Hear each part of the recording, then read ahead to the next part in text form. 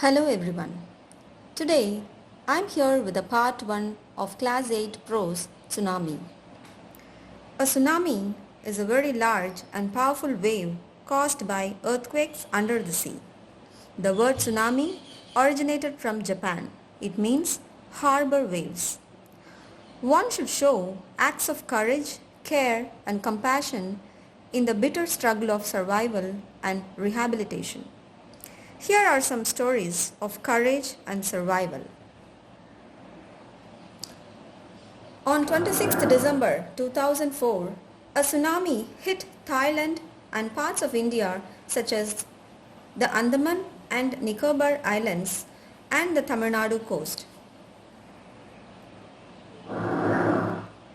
This is a picture of Andaman and Nicobar Islands highlighted in the Indian Ocean map.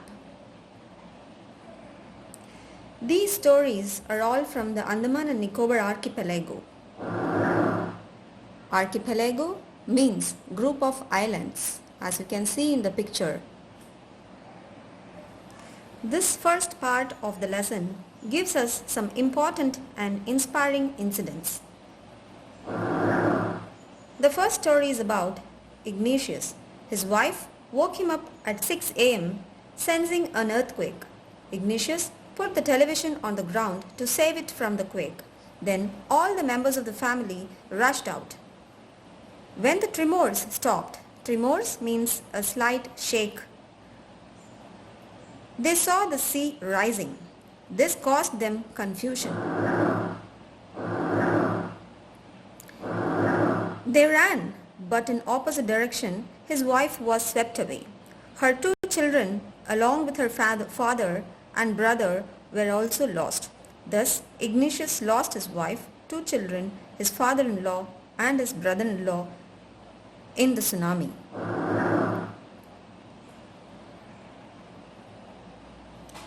This picture shows the worst affected areas in the Indian Ocean, and the epicenter of this earthquake is near Indonesia.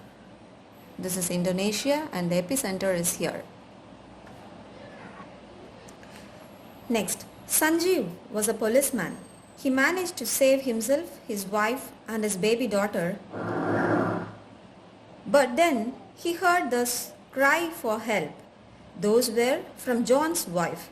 John was a guest house cook. Sanjeev jumped into the water to save her, but they both were swept away and drowned. Next is about Meghna. Meghna was 13 years old. She was swept away along with her parents and 77 other people.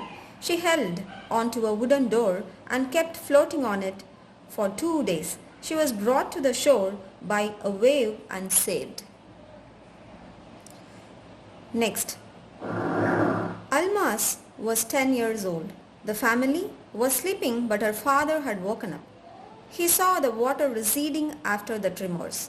He knew it would come back with great force. He woke everyone trying to rush to the safer place. As they ran, his father fell down.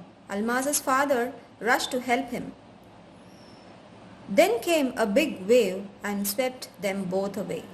Her mother and aunts were washed away too. They were swept away with a tree they were holding on to. Almas saw a log of wood floating. She climbed onto it. Then she fainted. She woke up in a hospital in Kamota. Here, I have tried to project the wraths of nature through these pictures. Take a look at it. These pictures were taken after the tsunami. See the collateral damage that is caused. Here are some meanings for your understanding. Take a look at the meanings and study those meanings.